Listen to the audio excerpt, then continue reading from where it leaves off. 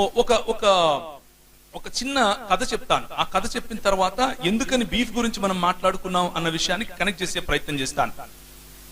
మీకు ఛత్రపతి శివాజీ గారి గురించి ఎంతమంది తెలుసు? మహారాష్ట్రలో ఛత్రపతి శివాజీ గారు కదా. ముఘల్ రాజ్యాలు ఈ దేశంలో విస్తరించే సమయంలో స్థానికంగా ఉన్నటువంటి ఈ మనువాదులు ఏమనుకున్నారు అని అంటే, ఇక మన రాజ్యాలన్నీ నశించిపోతాయి, మన పరిస్థితి ఏంటి, ఏమైపోతామో వీళ్ళు వెళ్ళి కొట్లాడరు, వీళ్ళకి చేత కాదు. వీళ్ళకి ఏం తెలుసు? ముందుండి ఎవరినైనా పావులాగా వాడుకోవటం మాత్రమే తెలుసు. ప్రోత్సహిస్తే ఒక శూద్ర కులానికి చెందినటువంటి ఛత్రపతి శివాజీ గారు, ఇప్పుడున్నటువంటి దాన్ని ఏమంటారు, ఇప్పుడున్నటువంటి మరాఠాలకు సంబంధించినటువంటి వాడు, ఆయన ముందుకొచ్చి ఆయన నాయకత్వం తీసుకుని మహర్లను ఆయన రిక్రూట్ చేసుకున్నాడు. మహర్లు అంటే ఎవరు అని అంటే, మన ప్రాంతంలో వారికి సరిగ్గా కూలిగే వారు మాలలు అనుకోండి. మహర్లను రిక్రూట్ చేసుకున్నాడు. ఎందుకు మహర్లను రిక్రూట్ చేసుకున్నాడు అని అంటే, వాళ్ళు శరీర దారుఢ్యం బాగా ఉంటుంది, పొడుగ్గా ఉంటారు, వారు బాగా పోట్లాడతారు, వారికి పోట్లాడే గుణం ఉంది, వారు కష్టపడతారు అని అర్థం చేసుకున్నాడు. కాబట్టి వారు ఈ ప్రోటీన్ బాగా తింటారు. ఏ ప్రోటీన్? బీఫ్ తింటారు కాబట్టి అని వారిని రిక్రూట్ చేసుకున్నాడు. రిక్రూట్ చేసుకుని వారికి ఉండాల్సినటువంటి ట్రైనింగ్ ఇచ్చి, చేయాల్సినటువంటి ట్రైనింగ్ చేసి, వారిని ఒక బ్రహ్మాండమైన సైన్యంగా తయారు చేసి పోరాడాడు. పోరాడి ఒకానొక సమయానికి ఈ మొఘల్ సామ్రాజ్యాన్ని మరాఠా సామ్రాజ్యంగా మలిచే దిశగా వెళ్ళిపోయాడు. ఆయన ఛత్రపతి ఇప్పుడు ఆయన రాజవ్వాలి అని అంటే ఒక్క బ్రాహ్మణుడు ముందుకొచ్చి ఆయనకు పట్టాభిషేకం చేయట్లేదు. ఒక్క బ్రాహ్మణుడు. ఆయన బ్రతిమాలుకున్నాడు అందరినీ, రండయ్యా, దయచేసి రండి, నేను మీ వాడినే కదా అంటే, నువ్వు మా వాడిని ఎట్లా అవుతావురా, నువ్వు మా వాడివి కాదు. ఛత్రపతి శివాజీకి పట్టిన గతి గురించి మాట్లాడుతున్నాను, నీకు నాకు పట్టింది కాదు. ఎవరైతే వారి తరఫున పోరాడాడో, ఎవరైతే వారిని సంరక్షించడం కోసం పోరాడాడో, ఎవరైతే వారి ధర్మాన్ని సంరక్షించడం కోసం పోరాడాడో, ఆయనకు బొట్టు పెడితే నేను తాకాల్సి వస్తుంది శూద్రుణ్ణి, నేను ఎట్లా బొట్టు పెడతాను అని అన్నాడు. లాస్ట్ కు అంబాజీ భట్ అనే ఒక ఆయన్ని పట్టుకొని వచ్చుకుని కాశీ నుంచి ఎడమకాలి బొట్టును వేలుతో బొట్టు పెట్టాడు. మన దేశంలో మహారాష్ట్రలో ఇప్పటికీ కూడా ఛత్రపతి శివాజీ బొమ్మ పెట్టుకుని శివసేనులుగా కొంతమంది పిలుచుకుంటూ ఉంటారు. ఏ మనుధర్మ శాస్త్రం గురించి పోరాడుతున్నారంటే వాళ్ళు ఈ మనుధర్మ శాస్త్రం గురించి పోరాడుతున్నారు. ఎడమ కాలి బొట్టను వేలుతో బొట్టు పెట్టి ఆ భట్టని ఆయన అప్పుడు ఈయనను ఛత్రపతిగా ఘోషించటానికి ముందు ఒక షరతు పెట్టారు. నువ్వు ఇంతమంది బ్రాహ్మణులకు ఈ విధంగా భోజనం పెట్టాలి, ఇంతమంది బ్రాహ్మణులకు ఈ విధంగా మణుగులు ఇవ్వాలి, ఇంతమంది బ్రాహ్మణులకు ఈ విధంగా మాన్యాలు ఇవ్వాలి అని ఆంక్షలు పెట్టారు. సరే అని చెప్పి ఆయన ఒప్పుకొని చేశాడు. ఒప్పుకొని చేసిన తర్వాత సరే ఇప్పుడైనా సరే, మరి ఇప్పుడు నేను క్షత్రియుడిగా నువ్వు భావిస్తావా అని అర్థించాడు. నువ్వెట్లా క్షత్రియుడిగా భావిస్తావు? ఇదే విధంగా మీరు ప్రతి సంవత్సరం ఇన్ని సంవత్సరాలు చేస్తే నీ కొడుకు అంటే నీ మనవడికి మేము ఆ అధికారం ఇస్తామన్నారు. అర్థమవుతుందా? ఏ భావజాలంతో మనం పోరాడుతున్నామో అర్థం చేసుకోండి. నీ మనవడికి మేము క్షత్రియుని యొక్క అధికారాన్ని ఇస్తాము అని చెప్పారు. ఆ కారణంగా ఛత్రపతి శివాజీకి పట్టినటువంటి గతి అది. ఇప్పుడు మహర్లు ఆయనకు తోడుగా ఉండి పోరాడారు. కానీ మహర్లు మాత్రం ఎవరు? నిజానికి దాసులు, దస్యులు, రాక్షసుల యొక్క సమాజానికి చెందినోళ్ళు కదా వీళ్ళని తాకకూడదు కదా, వీళ్ళే విధంగా ఛత్రపతితో కలిసి పనిచేస్తారు అని అనుకుని అప్పుడు వీళ్ళు పేష్వా అన్నటువంటి ఒక రాజ్యాన్ని తీసుకొచ్చారు. పేష్వా రాజ్యం అంటే ఏంటంటే, ఈ ఛత్రపతులు ఎవరు కూడా సొంతంగా నిర్ణయం తీసుకోవటానికి వీలుండదు. పేష్వాలుగా వ్యవహరించే, అంటే ఈ రోజు ఛత్రపతి అనే ఆయన ప్రెసిడెంట్, పేష్వా అనే ఆయన ప్రైమ్ మినిస్టర్. ఇప్పుడు మీకు అర్థమవుతుంది, ప్రైమ్ మినిస్టర్ అన్ని చేస్తాడు, అవునా కాదు? ప్రెసిడెంట్ ఓన్లీ సైన్ పెడతాడు. అలా చేసేసారు ఎవరిని? ఛత్రపతి వంశాన్ని. పేష్వాలు ముందుండి ఆ ఛత్రపతి వంశాన్ని నిర్వీర్యం చేసేసి, కేవలం నువ్వు అక్కడ ఒక బొమ్మగా ఉండు, మిగిలిన పని మేము చేస్తాం అని చెప్పి వాళ్ళు వచ్చిన వెంటనే మహర్లకు ఏం చేశారు తెలుసా? మూతికి ఒక ముంత కట్టారు, వెనకలొక చీపురు కట్టారు. మూతికి ఒక ముంత, వెనకలొక చీపురు కట్టేసి అప్పుడు వాళ్ళు శనివారవాడ అని ఒక ప్రాంతంలో జీవించేవాళ్ళు. పూనాలో శనివారవాడ, పూనా, సతారా, ఈ ప్రాంతాలన్నింటిలో కూడా నేను తిరిగి వచ్చాను. అవన్నీ చూసిన తర్వాత చెప్తున్నాను, ఊరికే చెప్పట్లేదు. శనివారవాడలోకి, శనివారవాడ నుంచి ఇన్ని మైళ్ళ దూరం వరకు అసలు వాళ్ళు కనిపించకూడదు. ఎవరైతే వాళ్ళ కోసం పోరాడి వారికి రాజ్యాన్ని తీసుకొని వచ్చి ఇచ్చారో, ఎవరైతే ముస్లింలకు వ్యతిరేకంగా పోరాడి వారి కోసం నిలబడ్డారో వాళ్ళు ఏమైపోయారు? సడన్ గా అస్పృశ్యులు, దాసులు, దస్యులు, నాగులు. ఎందుకు? శ్రేయాన్ స్వధర్మో విగుణః అంటే స్వధర్మం ఎంత దరిద్రమైనా సరే అదే చెయ్యాలా అని చెప్పింది కాబట్టి వాళ్ళ పుస్తకం. అర్థమవుతుందా? నీకోసం వాడు కష్టపడినా సరే వాడిని మాత్రం అక్కడ పెట్టాలి. పరధర్మాత్ స్వనుష్ఠితాత్. ఎంత దరిద్రమైనా సరే, ఎంత మంచిదైనా సరే నిష్ఠగా పరధర్మాన్ని మాత్రం చేయకూడదు. ఏంటా పరధర్మం? యేసు ప్రభువుని నమ్ముకోవడం అనుకుండారు, అది కాదు నేను చెప్పేది. ఒక మహరు పోయి ఒక వారియర్ గా పని చేయకూడదు. ఒక మహర్ వెళ్ళి యుద్ధంలో చేయకూడదు. యుద్ధం చేశాడు కాబట్టి వాడిని మేము ఏం చేస్తాం? ఇప్పుడు దూరం పెడతాం. అర్థమవుతుంది కదా ఇప్పుడు ఎందుకు మనం ఈ మాటలు మాట్లాడుతున్నామో? ఆనాడు వారు పౌష్టికంగా ఉన్నటువంటి బీఫ్ తిన్నారు కాబట్టి, బలంగా ఉన్నారు కాబట్టి వాళ్ళని ఏ విధంగా తిరిగి మనం నిర్వీర్యం చేయాలి? వారు పోరాడి గెలిచి వారికి పట్టం కట్టిన తర్వాత మూతికి ఒక ముంత కట్టండి, వెనకొక చీపురు కట్టండి, వాడు తిరగాలి. వాడు కాలు పెట్టి నడిచిన తర్వాత వాడి కాలే వాడు తుడుచుకుంటూ వెళ్ళాలి అని పని చేశారు. పని చేసిన తర్వాత అలా శనివారవాడ ప్రాంతంలోనికి వారు రానికుండా, ఒకవేళ వస్తే శనివారవాడలో వారి నీడ పడనివ్వకుండా వారి చుట్టూ ఏదైనా ఒకటి పెట్టుకుని నడవాలనటం, వాడి పై వస్త్రం లేకుండా నడవాలనటం, కేవలం గోచిలోనే నడవాలి అనటం, లేకపోతే కొన్నిసార్లు నీ మెడకు కానీ చేతికి కానీ నల్లటివి ఏదైనా కట్టుకోవాలనటం. నువ్వు శూద్రుని తెలియాలి, అందుకనే నల్ల మొలతాడులే అమ్ముతారు బయట. నువ్వు శూద్రుడు అని తెలియాలి. అలా కట్టినటువంటి ఈ విషయాలన్నీ మొదలుపెట్టి భయంకరమైన పరిస్థితిలో ఉన్నప్పుడు రోడ్డు మీద నడుస్తూ ఉంటే నువ్వు ఎలా రోడ్డు మీద నడుస్తావురా? రోడ్డు మీద నడవడానికి నువ్వు మహరువి కదా, నువ్వు చమహారువు కదా, నువ్వు ఎరుకలవి కదా, నువ్వు యానాదివి కదా, నువ్వు మాదిగవు కదా, నువ్వు మాలవు కదా, నువ్వు నేతకానివి కదా, నువ్వు పింజారివి కదా. నువ్వెట్లా నడుస్తావు? మేము నడుస్తూ వచ్చినప్పుడు దాన్ని ఏమంటారు, నీ నీడ మా మీద పడదా? మేము వెళ్ళి మళ్ళీ స్నానం చేయొద్దా? ఇందుకెళ్ళు అని అన్నారు. అలాంటి సమయంలో ఒకానొక సైన్యం మన దేశంలోకి వచ్చింది. కానీ ఈ సైన్యం దగ్గర చేతిలో కత్తులు, కటార్లు, బాంబులు ఏమీ లేవు, పిస్తోళ్లు లేవు. ఈ సైన్యం ఏం చేసింది అని అంటే మన దేశంలో ఉన్నటువంటి బడుగు బలహీన వర్గాలను చూసింది. 1750 నుంచి 1810 వరకు విశాఖపట్నంలోనికి లండన్ మిషన్ వారు రావటం, ఆ లండన్ మిషన్ వారు చేసినటువంటి పరిచర్యలు, కేవలము 3 సంవత్సరాల్లోనే 25కు పైగా స్కూళ్లు పెట్టడం. 1840లో ఇక్కడ 1857లో జరిగినటువంటి సిపాయి తిరుగుబాటు మ్యూటినీ జరిగే సమయంలోనే అసలు స్త్రీలు చదవచ్చా చదవకూడదా, స్త్రీలు లోపలే ఉండాలి, స్త్రీల కనుబొమ్మలు కలుస్తున్నాయి కాబట్టి అది రాక్షసితో సమానం, స్త్రీకి కాముకత మరియు గర్వం మరియు ఎంతసేపు నగల మీద ఆశ ఉంటుంది, వాళ్ళ పుస్తకాలు రాసుకున్నారు, నేను చెప్పలేదు. కాబట్టి దాన్ని దూరం పెట్టాలి, ఎప్పుడు స్త్రీకి సత్యం చెప్పకూడదు, స్త్రీ ఎప్పుడు వాగుతూ ఉంటుంది కాబట్టి అందరికీ చెప్తుంది. ఇలాంటి విచిత్రమైనటువంటి ఆలోచనలు క్రియేట్ చేసి స్త్రీలను మరుగుపరిచేసిన సమయంలో బాలికలకు స్కూలు పెట్టిన మొట్టమొదటి సమాజం మన సమాజం. దేవునికి స్తోత్రం కలుగునుగాక. ఎవరు నేర్పారు ఇది? మనుధర్మశాస్త్రం నేర్పిందా? కాదు.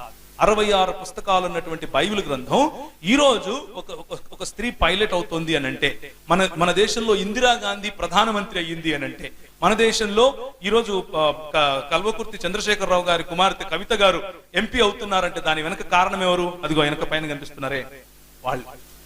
దేవునికి స్తోత్రం కలుగును గాక. వాళ్ళకి ఈ రోజు కనిపించకపోవచ్చు, కానీ ఒకానొక సమయంలో భయంకరమైనటువంటి వివక్షకు గురైనటువంటి ఈ సమాజాలను పైకి తీసుకుని వచ్చింది బైబిల్ భావజాలం పట్టుకుని వచ్చినటువంటి క్రైస్తవ మిషనరీలు. మొదటి సంవత్సరంలో 25 స్కూళ్ళు, చాలా తక్కువ. మెడ్రాస్ ప్రెసిడెన్సీ గురించి ఒకసారి నేను స్టడీ చేశాను. మెడ్రాస్ ప్రెసిడెన్సీలో ఏ విధంగా క్రైస్తవ సమాజం ఎలాంటి పరిచర్య చేసింది. 2 చేతులను, ఒక చేయిని విద్యాలయాలుగాను, ఇంకొక చేతిని వైద్యాలయాలుగాను, ఈ రెండిటిని వారు ఉపయోగించారు. మొట్టమొదటి స్కూల్ మనది, మొట్టమొదటి కళాశాల మనది, మొట్టమొదటి థియాలజీ కాలేజ్ మనది, మొట్టమొదటి వైద్యశాల మనది, మొట్టమొదటి ప్రసూతి విభాగం మనది, మొట్టమొదటి నర్సింగ్ కాలేజ్ మనది, మొట్టమొదటి ఐఏఎస్ విభాగం తీసుకొచ్చింది మనం, ఐపీఎస్ ట్రైనింగ్ తీసుకొచ్చింది మనం, తపాలా తీసుకొచ్చింది మనం. మిషనరీలు వారి సంస్థలకు రాసుకోవాలని చెప్పి మనకు ఒక్క నిమిషం ఇక్కడ ఆగుతాను. ఏంటి అని అంటే, చాలా మందిలో ఈ కన్ఫ్యూజన్ ఉంటుంది. ఇంతకు నేను ఎవరి గురించి మాట్లాడుతున్నాను? బ్రిటిష్ వాళ్ళ గురించా? తెల్లోళ్ళు వస్తారు వాళ్ళ గురించా? నేను వాళ్ళ గురించి మాట్లాడట్లేదు. తెల్లోడు దోసుకుని వెళ్ళిపోయాడు. తెల్లోడు గురించి నేను మాట్లాడటంలా. తెల్లోడైనా నల్లోడైనా మన దేశానికి వచ్చినటువంటి మిషనరీలు ఎక్కడెక్కడి నుంచి వచ్చారు? ఇంగ్లాండ్ నుంచి వచ్చారు, అమెరికా నుంచి వచ్చారు, కెనడా నుంచి వచ్చారు, వేల్స్ నుంచి వచ్చారు, తర్వాత ఫ్రాన్స్ నుంచి వచ్చారు, ఆ తర్వాత జర్మనీ నుంచి వచ్చారు, సుడాన్ నుంచి వచ్చారు, లిబియా నుంచి వచ్చారు, సిరియా నుంచి వచ్చారు, ఈజిప్ట్ నుంచి వచ్చారు, రైట్, ఇరాన్ ప్రాంతం నుంచి వచ్చారు. ఇన్ని ప్రాంతాల నుంచి మిషనరీలు వచ్చారు మన దేశానికి. ఆఫ్ఘనిస్తాన్ నుంచి వచ్చారు. షేర్ బహదూర్ గారు అప్పట్లో ఆఫ్ఘనిస్తాన్ నుంచి వచ్చినటువంటి మిషనరీ గారు. ఆయన మాట్లాడితే ప్రజలు వణికేవారంట. అలా మాట్లాడేవాడంట ఆయన. ముస్లింల మధ్యలో పరిచయం చేశాడు. ఇదంతా చరిత్ర, ఇదంతా మీ చరిత్ర, మీ పుత్రులు చేసిన చరిత్ర. మనం తెలుసుకోకపోతే నిద్రాణ స్థితిలో ఉంటాం, మనం కళ్ళు మూసుకుని ఉంటాం. ఒకానొక రోజు మనం మెల్లిమెల్లిగా, ఒకప్పుడు బౌద్ధం ఎలా తుడిచిపెట్టుకుపోయిందో ఈ దేశంలో, అలాగే మనము తుడిచిపెట్టుకుపోతాం. మనం తెలుసుకుంటే సంఘటితం అవుతాం. అందుకే చెప్పే ప్రయత్నం చేస్తున్నాను. సరే, మళ్ళీ మహర్ల దగ్గరకు వద్దాం. ఈ మహర్లు, ఇలాంటి మహర్లను ఉద్ధరించడం కోసమే ఆ దేవుడు పంపినటువంటి సైన్యముగా చేతిలో బైబిల్ పట్టుకొని వచ్చారు. వీళ్ళు చంపటానికి, కొయ్యటానికి, నరకటానికి, నిర్వీర్యం చేయటానికి రాలేదు. ప్రజలను బాగుపరచటానికి వచ్చారు. మరి ఈ పేష్వాల యొక్క సామ్రాజ్యం విస్తరించింది. భయంకరంగా అణిచివేత జరిగింది. భయంకరంగా మహర్లు, తర్వాత భయంకరంగా అక్కడున్న భంగీలు, భయంకరంగా అక్కడ ఉన్నటువంటి మాల్వా ప్రాంతము, నెమాడ్ ప్రాంతము, తర్వాత ఇప్పుడున్నటువంటి సింధియాలు పాలించినటువంటి ప్రాంతం అంటే గ్వాలియర్ ప్రాంతం, ఈ ప్రాంతం అన్నిట్లో కూడా బడుగు బలహీన వర్గాల పరిస్థితి భయంకరం అయిపోయింది. అలాంటి పరిస్థితుల్లో ఒకానొక సమయంలో బ్రిటిష్ వారు ఈ దేశానికి వచ్చి, బ్రిటిష్ వారు పోరాడుతున్నారు పేష్వాలతో. ఎందుకు? మరాఠవాడాను జయించడం కోసం పోరాడుతున్నారు. అది కేవలం ఒక రాజకీయ పరమైనటువంటి, లేకపోతే రాజ్యాధికారం కోసం చేసేటటువంటి పోరాటం. మన పితరులు చేసే పోరాటం కాదది. అయితే ఈ బ్రిటిష్ వాళ్ళు ఏం చేశారంటే, ఈ బ్రిటిష్ వాళ్లకు వీళ్లకుండే తెలివే, సావు తెలివితేటలు. అంతా ఒకటే జాతి, ఇది విభజించి పాలించాలనే జాతి. వీళ్ళు ఏం చేశారు అని అంటే, మేము మరాఠాలతో పోరాడుకున్నాం, మా చేత కావట్లేదు. మొదటి రోజు యుద్ధానికి వెళ్తే వందల కింద చచ్చిపోయారు పేష్వాలతో పోరాడలేక. అప్పుడు మహర్లను మళ్ళీ చూశారు. వీళ్ళు ఏందబ్బా, వీళ్ళు పెద్ద పెద్దగా దాన్ని ఏమంటారు, ఏం తింటారు వీళ్ళు, వీళ్ళేమో లావుగా పొడుగ్గా ఎత్తుకున్నారు, మంచిగా యుద్ధం చేస్తున్నారు. ఎలా వచ్చింది అది? ఆ శరీర దారుఢ్యం వాళ్ళు తినేటటువంటి భోజనం అలాంటిది. ఈ పేష్వాలు తినరు కదా, పేష్వాలు పప్పు తింటారు. పప్పు తింటే ఏం యుద్ధం చేస్తారు? వీళ్ళని పట్టుకొచ్చుకుందాం అని చెప్పి వాళ్ళని రిక్రూట్ చేశారు. రిక్రూట్ చేసుకున్న తర్వాత వీళ్ళు 20,000 మంది సైన్యాన్ని, దాదాపు 900-500 సంఖ్య పక్కన పెట్టండి, ఏదైతే ఏముంది, భీమా కోరేగావ్ అనేటువంటి ప్రాంతంలో వాళ్ళు నిలబడి పోరాడారు. వాళ్ళు నిలబడి పోరాడితే ఒకే రోజు రాత్రి ఆ ప్రాంతంలో పేష్వాలను ఓడించారు. ఎందుకు అనంటే, 100 సంవత్సరాలుగా వీరి మీద జరుగుతున్నటువంటి ఒత్తిడి, 100 సంవత్సరాలుగా వీడి మీద జరుగుతున్నటువంటి వివక్ష, ఆ వివక్షకు ప్రతీకారంగా వారు ఆ రోజు యుద్ధాన్ని వాళ్ళు ఎన్నుకుని యుద్ధంలో వీరిని ఓడించారు. పేష్వాల యొక్క రాజ్యం ఆ రోజుతో అంతం చేశారు. పేష్వాలను పక్కన పెట్టేసి వీరికి మహర్లను తీసుకుని, మహర్లకు ఒక మొత్తం వింగ్ నే, అంటే ఒక సైన్యం వింగ్ నే తయారు చేసి ఇచ్చారు. ఎవరు? బ్రిటిష్ వాళ్ళు. కానీ అప్పటి నుంచి ప్రార్థన గుర్తుంది కదా. ఏంటి ప్రార్థన? ఓ ఇంద్ర, వాడి దగ్గర ఆవులు ఉన్నాయి, వాడిని చంపి నాకు ఆవులు ఇయ్యి. ఓ ఇంద్ర, వాడి దగ్గర గుర్రాలు ఉన్నాయి, వాడిని చంపి నాకు గుర్రాలు ఇయ్యి. ఓరి వీడు తెల్లోడు వచ్చాడు, వీడికి మళ్ళా గుర్రాలు ఇచ్చాడు, నాకు గుర్రాలు కావాలి, నా గుర్రాలు నా దగ్గర లేకుండా పోయాయి. ఇది పేష్వాలకు ఉండేటటువంటి సమస్య. పేష్వాలు అంటే ఎవరు? చిత్తుపావన్ బ్రాహ్మణులు, పట్టు బ్రాహ్మణులు, వాళ్లే పేష్వాలు. ఎవరంటే వాళ్ళు కాదు, ఈ విభజించి పాలించే భావజాలం ఉన్నటువంటి వాళ్ళు. వీళ్ళు మెల్లిగా ఒక రాజకీయ ఎత్తుగడ వేసి పేష్వాలు పోయి బ్రిటిష్ వాడితో అలైన్ అయిపోయారు. మెల్లిగా బ్రిటిష్ వాడితో అలైన్ అయిపోయిన తర్వాత విదిన్ నో టైం కొద్ది సమయంలోనే మళ్ళీ మహర్ల యొక్క వింగ్ తీసేశారు. మహర్ల వింగ్ తీసేసి మళ్ళీ పాత స్థితే, మళ్ళీ పాత రోజులే. కాకపోతే ఆ ముంత, ఆ చీపురు లేదు, మళ్ళీ పాత రోజులే. ఇక్కడ జరుగుతున్నటువంటి పోరాటం ఏంటి అనంటే, వారికి బయట నుంచి వచ్చినటువంటి బ్రిటిష్ వాడినైనా సరే సమానంగా చూస్తారు, కానీ స్థానికులమైనటువంటి బడుగు బలహీన వర్గాలైన మనం సమానం అంటే మాత్రం ఒప్పుకోలేదు. ఇది విభజించి పాలించే గుణం. ఇలాంటి సమయంలో ఒక పండిత రమాబాయి అదే మరాఠవాడ ప్రాంతంలో ఒక పండిత రమాబాయిని మన వాళ్ళు లేపారు పైకి. ఆమెను కష్టపడి చదివించారు. ఆమె చదువుకుని ఆమె మంచి దాన్ని ఏమంటారు విద్య కలిగిన తర్వాత నాలాంటి బాలికలు ఎంతో మంది వితంతువులు అయిపోతున్నారు, బాల్య వితంతువులు అయిపోతున్నారు, వారిని నేను చేరదీయాలి అని అనుకుంది. చేరదీయాలని అనుకుని ప్రజలను సమీకరించింది. ఆమె ఎన్నో ఆశ్రమాలు బాలికల కోసం పెట్టింది. పెట్టి వారిని పెంచుతూ ఉంటే ఇదే లోకమాన్య తిలక్ గారు ఆమె గురించి అంటాడు, ఈమెకు మన దేశంలో ఇంతమంది దేవుళ్ళు ఉంటే ఒక్కడు కూడా ఈమెకు పనికి రాలేదంట.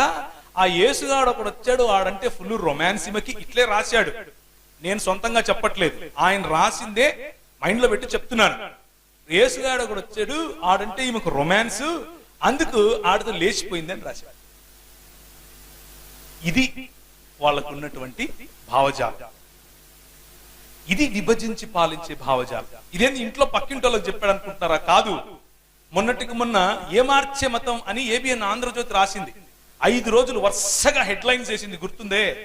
ఆ విధంగానే ఈయన హెడ్లైన్స్ లో రాశాడు. ఈ పండిత అంట, దీనికి పండిత అని పేరు ఎవరిచ్చారు, ఏం చదువుకుందని పండిత ఇచ్చారు, అందుకనే మేము పోరాడుతున్నాం, స్వరాజ్యం నా జన్మ హక్కు అన్నాడు. ఏంటా స్వరాజ్యం? మనుధర్మ శాస్త్రం రావటం స్వరాజ్యం. బ్రిటిష్ వాడు పోవటం కాదు స్వరాజ్యం. ఈయన దృష్టిలో మనుధర్మ శాస్త్రం రావటం స్వరాజ్యం. ఏంటా మనుధర్మ శాస్త్రం? స్త్రీకి చదువెందుకు, లోపల ఉండాలి. స్త్రీకి ఎక్కువ చదువు చెప్తే ఇదిగో ఇట్లా పండిత రమాబాయి లాగా తయారవుతుంది, మిగిలిన వాళ్ళకి కూడా చదువు చెప్తుంది. శూద్రులకు చదువు ఎందుకు? ఏం పోయింది మీకు? మతిపోయిందా? ఎందుకు చెప్తున్నారు మీరు చదువు చెప్పొద్దు. వాళ్ళకి ఏం నేర్పించాలా? వాళ్ళు చెప్పులు కుట్టే ట్రేడ్ లో ఉంటే చెప్పులు కుట్టడం నేర్పించాలా, వాళ్ళు మంగళూరులో అయితే వాళ్ళకి తలకత్తిరించడం నేర్పించాలా. ఇది ఆయన చెప్పిన మాటలు, నేను చెప్పిన సొంత మాటలు కాదు. ఆయన పేపర్ లో ముద్రించి మరీ ఇచ్చాడు. కేసరి పేపర్ పేరు. ఇది ఈ దేశంలో బడుగు బలహీన వర్గాల పట్ల జరుగుతున్నటువంటి దాడి. ఆ సమయంలో వారి ఇళ్ళు, వారి వాకిళ్ళు, వారి సంస్కృతులు, వారి దేశాలు విడిచిపెట్టి ఈ దేశానికి వచ్చి మొట్టమొదటి న్యూస్ పేపర్ ఈ దేశానికి ఇచ్చింది మన వాళ్ళు. మొట్టమొదటి కళాశాల ఇచ్చింది మన వాళ్ళు. మొట్టమొదటి స్కూల్ ఇచ్చింది, మొట్టమొదటి బాలికల కళాశాల మనది, మొట్టమొదటి ప్రసూతి విభాగం మనది. అందుకనే వీరి పేర్లన్నీ చెప్పుకుంటూ వస్తున్నాను. అందుకు ఎ విజన్ ఆఫ్ ఇటర్నిటీ, ఒక నిత్యత్వానికి ప్రజలను నడిపించేటటువంటి విజన్ మన ముందుంది. మనం చేసేటటువంటి పరిచర్య కేవలము యేసు ప్రభు దగ్గరికి రా నీకు అన్నం పెడతాడు, యేసు ప్రభు దగ్గరికి రా నీకు పిల్లలు పుడతారు, యేసు ప్రభు దగ్గరికి రా నీకు ఉద్యోగం వస్తుంది అనేది కాదు. అలాంటి సంకుచితమైన భావజాలం, సంకుచితమైన పరిచర్యలు మనం చేయటం మానుకోవాలి. మనం నాయకులముగా ఈ దేశాన్ని నిర్మించిన వారి జాబితాలో ఉన్నాం. ఈ దేశాన్ని ఒకవేళ నిర్మించాము అని అంటే అది కేవలం క్రైస్తవ సమాజం చేసినటువంటి పనే. నేను ఎగ్జాజరేట్ చేస్తూ చెప్పట్లేదు, ఉన్నమాటే చెప్తున్నాను. మొన్న సాలూరు వెళ్ళాం. సాలూరు ప్రాంతం గురించి కొంచెం అధ్యయనం చేస్తే ఆ ప్రాంతంలో మొట్టమొదటి హాస్పిటల్ పెట్టింది మనం. మొట్టమొదటి టీబీ హాస్పిటల్ ఇప్పటికీ ఉంది. లెప్రసీ హాస్పిటల్, క్షమించండి, అది మనం చేసిందే ఇదంతా. కాకపోతే ఇప్పుడు మన పరిచర్య ఏంటంటే వాళ్ళు నిర్మించిపోయిన దాన్ని కనీసం కాపాడుకోలేనటువంటి పరిచర్య. ఉన్న ఆస్తులు అమ్ముకోవటం, ఉన్న భూములు అమ్ముకోవటం, ఏ కులాన్నైతే ఏ కుల ప్రాతిపదికనైతే మనల్ని విభజించారో ఈ దేశంలో ఉన్నటువంటి నల్ల దొరలు ఆ కుల ప్రాతిపదికలోనికే మెల్లిమెల్లిగా మనము జారిపోయి కుల సంఘాలు కట్టుకొని ఇవి క్రైస్తవ సంఘాలని పిలుచుకుంటున్నాం. ఇది మనం చేసేటటువంటి పరిచయం. Shame on us my brothers. మనం సిగ్గుపడాలి. మనం రోటీ చూసాం, కపడా చూసాం. ఎందుకు మహర్లకు పైన లేకపోతే ఎందుకు తక్కువ కులాలకు పైన బట్టలు వేసుకోకూడదో, మూతికి ముంత కట్టుకున్నారో చూసాం. ఆఖరిగా ఇంకొక కథ చెప్పి ముగిస్తాను. ఒక ఆయన, ఇది మీకు తెలిసి ఉంటుంది, ఒక ఆయన చక్కగా రాజ్యాన్ని పాలిస్తున్నాడు. ఆయన పేరు బలి చక్రవర్తి. విన్నారా ఎప్పుడన్నా కథ? చక్కగా రాజ్యాన్ని పాలిస్తున్నాడు. ఇది ఒక కథ రూపంలో చెప్పినా కానీ ఇది వారి యొక్క మానసికతకు చిహ్నం. ఏంటా మానసికత అంటే, నీ దగ్గర భూమి ఉంటే వాళ్ళు ఒప్పుకోలేరు. నీ దగ్గర ఎలా భూమి ఉంటుంది? నీ దగ్గర భూమి ఉండడానికి వీలు లేదు అన్నది ఆలోచన. ఈ బలి చక్రవర్తి మంచిగా చక్కగా సుభిక్షంగా అందరినీ పాలిస్తూ ఉంటే చూడలేనటువంటి ఈ ఆర్య సమాజం ఒక ఆయన వామనుడి లాగా వచ్చి అడుగుతాడు, నాకు 3 అడుగులు కావాలి అని. ఒక అడుగు ఆయన ఉన్న చోట అంటే భూమి మీద, ఇంకొక అడుగు సకల బ్రహ్మాండం మీద పెట్టి ఇంక 3వ అడుగు ఎక్కడ పెట్టాలి అని అంటే ఆయన అంటాడు, ఇదిగో నా తల మీద పెట్టయ్యా అని వంగి తన తలను అర్పిస్తాడు. అప్పుడు ఈ దేవునిగా పిలువబడే ఈ వామనుడు అతఃపాతాళానికి ఆ మనిషిని తొక్కేస్తాడు. ఇది వారి సంస్కృతి. ఏంటంటే నీ దగ్గర భూమి ఉండటం వాళ్ళకి ఇష్టం లేదు, నీ దగ్గర ఇల్లు ఉండటం వారికి ఇష్టం లేదు, నువ్వు బట్ట కట్టద్దు, నువ్వు భోజనం చెయ్యొద్దు, నీ దగ్గర ఇల్లు ఉండద్దు, ఈ 3 ఉండద్దు. ఈ 3 చేశారు మన క్రైస్తవ సమాజం. మొట్టమొదటిగా చదువిచ్చారు. నీకు కోల్పోయినటువంటి గుర్తింపు, నువ్వు మనిషివి అన్న గుర్తింపును తిరిగి తీసుకొని వచ్చి ఇచ్చారు. నీకు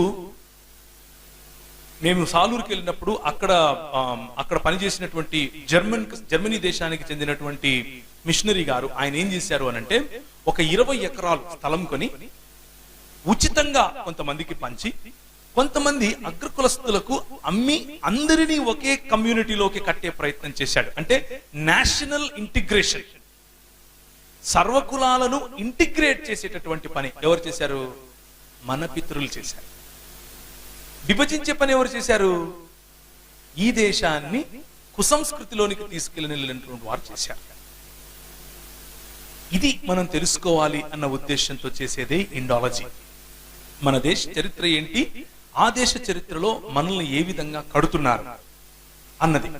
ఒకానొక సమయంలో ఈ ఒంగోలు ప్రాంతం భయంకరమైనటువంటి కరువు, తినటానికి భోజనం లేదు, కష్టపడుతున్నారు.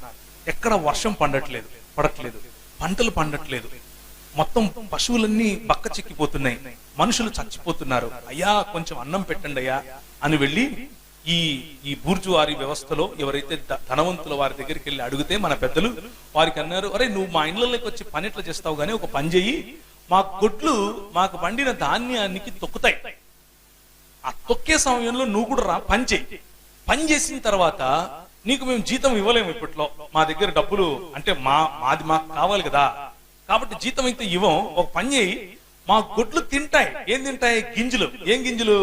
అప్పుడు కంకులు పండిస్తున్నారు, కంకులు తింటాయి. కంకులు అంటే అర్థమవుతుందా? కంకి అంటే ఏంటో? మొక్కజొన్నలు అవి తొక్కుతాయి. తొక్కిన తర్వాత ఆ తొక్కుతూ తింటాయి. తిన్న తర్వాత పేడేస్తాయి. అవి అరిగించుకోలేవు. ఎందుకంటే పశువులు ఎలా అరిగించుకుంటాయి? నెమరు వేయాలి. ఒక చోట కూర్చుంటే నెమరు వేయాలి. మీకు తెలుసు కదా, మీకు అన్ని తెలిసినవే ఇవన్నీ. నెమరు వేస్తే తప్ప అరిగించుకోలేవు పశువులు. అవి పేడ వేస్తాయి. ఆ పేడ మీకు జీతంగా ఇస్తాను అన్నారు. సంవత్సరాలు మన వాళ్ళు అలా బ్రతికారు. మీకు తెలుసో తెలియదు. వాళ్ళు అవి వేసిన పేడ తీసుకెళ్లి నీళ్లలో వేసి ఆ పేడ శుభ్రం చేసేసిన తర్వాత ఆ గింజలు ఆరబెట్టిన తర్వాత కొంచెం ఆరబెట్టి ఎండించిన తర్వాత వాటిని ఇసురుకొని పిండి చేసుకుని రొట్టెలు చేసుకుని తినాలి. అది మన దేశంలో మన పితరులకు ఉన్నటువంటి పరిస్థితి. ఆ రోజుల్లో అలాంటి పరిస్థితుల్లో ఒక జాన్ ఈ క్లౌ అనేటటువంటి ఆయన వచ్చాడు. జాన్ ఈ క్లౌ, ఆయన పేరు ఎంతమందికి తెలుసు? చరిత్ర 2, 3. ఇది మన దుస్థితి.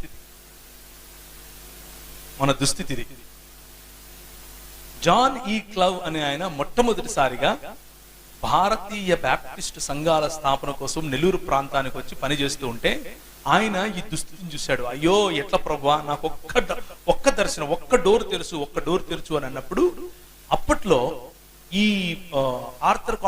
సర్ ఆర్థర్ కాటన్ గారు ఆయన బ్రిటిష్ జనరల్ గా ఉండి పనిచేస్తున్నారు. అంటే బ్రిటిష్ ప్రభుత్వంలో ఒక అధికారి అయినప్పటికీ ఆయన బైబిల్ వదిలేవాడు కాదు. గుర్రం ఎక్కడం, బైబిల్ పట్టుకోవటం, వెళ్ళిపోవటం ఊర్లకి. గుర్రం మీదనే వెళ్ళిపోయి సువార్త చెప్పెట్టాడు ఆయన. అస్సలు కాంప్రమైజ్ అయ్యే క్వశ్చన్ లేదు ఆ రోజుల్లోనే. అలాంటి వాడితో ఈయన వెళ్ళి ఒక పరిచయం పెట్టుకున్నాడు. అయ్యా నువ్వేదో కడతానన్నావంట, డ్యామ్ కడతానన్నావంట, ధవళేశ్వరం దగ్గర ప్రాజెక్ట్ కడతానన్నావంట, మరి ఆ నీళ్లు ఆ ప్రాంతం వరకే వద్దు, మచిలీపట్నం గుండా తీసుకుని వచ్చి మన దాన్ని ఏమంటారు, మచిలీపట్నం అంట, క్షమించండి, ఈ తీర ప్రాంతం గుండా తీసుకుని వచ్చి మన ఈ ప్రకాశం జిల్లా ప్రాంతంలో కలిసేటట్లుగా చెయ్యండి, నేను మీకు సహాయం చేస్తాను అని అన్నాడు. ఇది దేవుని రాజ్య స్థాపన. దేవునికి స్తోత్రం కలుగును గాక. బైబిల్ పట్టుకుని మత్తయి సువార్త 5వ అధ్యాయంలో ఇట్లుంది, రా మునుగుతాను, ముంచుతాను, మునుగు అని అంటే అది కేవలము నువ్వు చచ్చిపోతే పరలోకం పోతావు అని చెప్పి సువార్త. అక్కడితో ఆగలేదు మన తల్లిదండ్రులు. నీ రాజ్యం వచ్చునుగాక అన్న వైపుగా పనిచేశారు. అందుకనే చచ్చిపోయే వారిని వాళ్ళ కర్మలేరా అన్నటువంటి సంస్కృతిలో వాడి కర్మ ప్రకారం వాడికి దక్కింది అనే సంస్కృతిలో కర్మ కాదు, మనం మార్చగలం అని ఆలోచించారు. అలాంటి గోదావరి జలాలను వారు కెనాల్స్ ద్వారా త్రవ్వుకుంటూ ఎక్కడికి, ప్రకాశం జిల్లా వరకు తీసుకెళ్లారు. 100 కిలోమీటర్లు. ఎవరు తవ్వుతారు? అన్నమే లేదు. అన్నం అడిగితే పేడ ఇస్తున్నారు. ఏమయ్యా అంటే, మీరు కాలువలు త్రవ్వండి, నేను మీకు అన్నం పెడతాను అన్నాడు. అందుకు మనల్ని రైస్ క్రిస్టియన్స్ అంటారు. అర్థమవుతుందా? అందుకు మనల్ని వీళ్ళు అన్నం కోసం ఏమయ్యారు, మత మార్పిడి చేసుకున్నారు అంటారు మనల్ని. ఇది రైస్ అన్నం కాదు, ఇది మా ఆత్మగౌరవం. మేము చస్తాము అని అంటే పేడేస్తాము అని మీరు అన్నారు. మాకు పని ఇచ్చి వీరు పనికి వచ్చేవాళ్ళు అని గుర్తించారు. వీరిలో సృజనాత్మకత ఉంది అని వారు గుర్తించారు. వీరికి భోజనం పెట్టాలి అని వారు ఆలోచించారు. కనుక మేము ఆ ప్రేమను గుర్తించాం. వీళ్ళు ఎందుకు చేయాలి అసలు మాకు? మేము ఎవరం వీళ్ళకి? ఒక పక్క వీళ్ళు మాతో పని చేస్తూ ఉంటే భార్యలు పిల్లలు ఒకవైపు ఉన్నారని చెప్పి ఈ మిషనరీ జానీ క్లవ్ గారు, అలాగే ఆర్థర్ కాటన్ గారు, వీరి భార్యలు అదే కాలువల ప్రక్కన చెట్టు కింద కూర్చుని పిల్లలకు చదువు చెప్పేవాడు. ఆ పిల్లలు ఈరోజు, వారి పిల్లలు ఈరోజు ఎక్కడున్నారు, ఎలాంటి ఆఫీసర్లుగా ఉన్నారు, ఎంత గొప్ప స్థాయిలో ఉన్నారు. దానికి కారణం ఏంటి? దేవుని రాజ్య స్థాపన అన్న ఆలోచన. నువ్వు మా ఇంటికి వస్తే ఎంత కానుక తెస్తావు, నేను మీ ఇంటికి వస్తాను ఎంత కానుకేస్తావు అన్న సేవ కాదు, దేవుని రాజ్య స్థాపన. సంఘంలో మనకు తెలియదు జానీ క్లవ్ అంటే ఎవరో. మన కర్మ చూడండి, మన సంస్కృతి మన సంఘం ఎలా ఉందో. సంఘంలో తెలియదు సర్ ఆర్థర్ కాటన్ అంటే ఎవరో. ఆయన పూర్తి పేరు కూడా తెలియదు. ఆయన పేరు సర్ ఆర్థర్ థామస్ కాటన్. ఆయనకు మన దాన్ని ఏమంటారు, గోదావరి జిల్లాలకు వెళ్తే ఎక్కడ చూసినా ఆయన విగ్రహాలే కనిపిస్తాయి. సమాజం మర్చిపోలేదు, సంఘం మాత్రం మర్చిపోయింది. ఒక సిపి బ్రౌన్ మర్చిపోయాం, ఒక ఆర్థర్ కాటన్ మర్చిపోయాం, ఒక జానీ క్లవ్ మర్చిపోయాం. ఇలా వేలలో ఉన్నారు. అలాంటి వారు నిర్మించిన దేశమే ఈ మన భారతదేశం. ఆ భారతదేశాన్ని వారు వేసినటువంటి ఆ అడుగుల్లో గనక మనం కూడా వెళ్ళగలిగితే మనం రానున్న రోజుల్లో ఇంకా భావి తరానికి ఇంకా సుభిక్షమైన భారతదేశాన్ని ఇవ్వగలుగుతాం. లేకపోతే ఒకనొక రోజు క్రైస్తవులు ఉండేవాళ్ళంట ఇక్కడ, ఏ విధంగా అయితే ఒకనొకప్పుడు బౌద్ధం ఉండేదంట అంటున్నామో అలాగే ఉంటుంది. బౌద్ధ మఠాలు ఏ విధంగా అయితే పూర్తిగా నిర్వీర్యం అయిపోయాయో అలాగే క్రైస్తవ ప్రాంతాలు, క్రైస్తవ ఆలయాలు కూడా నిర్వీర్యం అవుతాయి. ఇది పొలిటికల్ గా జరుగుతున్నటువంటి విభజించి పాలించే కుటిల లేకపోతే కౌటిల్య నీతి. అది జరుగుతుంది, జరిగి తీరుతుంది. మన ప్రభువు కూడా చెప్పాడు అలాంటివి జరుగుతాయి. కానీ క్రైస్తవ సంఘ సేవకుడిగా మన బాధ్యత ఏమిటి అని అంటే, వీటిని తెలుసుకుని ఒక నెహెమ్యాకు ఒక ఎజ్రా తోడైనట్లుగా ప్రతి ఒక్కరము మన పరిధుల్లో మనం పరిచర్య చేసేవాళ్ళం, దేవుని సేవకులము అని గుర్తించి సంఘటితమై మన సమాజం కోసం, మన సమాజంలో దేవుని రాజ్య స్థాపన కోసం మనము ఈ భారతదేశాన్ని ఎలా నిర్మించాం, ఎలా నిర్మించబోతున్నాం అన్నది ప్రజలకు చెప్పగలగాలి, ప్రజల దృష్టికి తీసుకెళ్లగలగాలి. మనం ఏనాడు ఆశ చూపించి ప్రజలను మత మార్పిడి చేసిన వాళ్ళం కాదు, కానీ వారికి కావలసినటువంటి ఆత్మగౌరవాన్ని ఇచ్చేవాళ్ళం అని చెప్పగలగాలి. ఆత్మగౌరవము ఇచ్చాం, ఆత్మీయమైనటువంటి విద్యను ఇచ్చాం. ఎవరైతే ఆకర్షింపబడ్డారో ప్రభువు చేత వారు ప్రభువును వెంబడిస్తున్నారు. కొందరు కాషాయ వస్త్రాలు ధరించుకుని వెంబడిస్తున్నారు, కొందరు ఇంకా గడ్డాలు పెట్టుకుని టోపీలు పెట్టుకుని ప్రభువును వెంబడిస్తున్నారు, కొందరు వారి పేర్లు మార్చుకొని వెంబడిస్తున్నారు. కానీ ఏది ప్రాముఖ్యం కాదు, కేవలము వెంబడించటమే ప్రాముఖ్యం as far as Christian world view is concerned. కనుక మన ప్రభువు మనకు అలాంటి కసి, దేవుని రాజ్య స్థాపన అన్న కసి ఇచ్చినట్లుగా మనం చిన్న ప్రార్థన చేసుకుని ముగించుకుందాం. భోజనం అయిపోయిన తర్వాత అసలు మన వెనుకబాటుకు క్రైస్తవ మిషనరీలు ఏ విధంగా పనిచేశారు, స్పెసిఫిక్స్ లోనికి వెళదాం. ఇప్పుడు ఒక ఓవరాల్ పెద్ద పిక్చర్ చూసాము, కొంచెం స్పెసిఫిక్స్ లోనికి వెళ్తాం. ఏ ఏ ప్రాంతంలో ఎలా జరిగింది, అలాగే మన దేశ ఆర్థిక వ్యవస్థ. కొంతమంది అంటూ ఉంటారు, ఈ ఆర్థిక వ్యవస్థ ఒకప్పుడు ఈ బ్రిటిష్ వాడు రాకముందు 50% జీడిపి ఉండేది, వాళ్ళు వచ్చి కొల్లగొట్టుకొని వెళ్ళిపోయారు. ఆ విషయాన్ని కూడా కొంచెం చూద్దాం. చూసిన తర్వాత ఆఖరి సెషన్ లో ఇండియా ఇంక్విజిషన్ అనే ఒక చిన్న మాటను చెప్పి నేను ముగిస్తా. తల వంచుకున్నట్లయితే ప్రార్థించుకుందాం.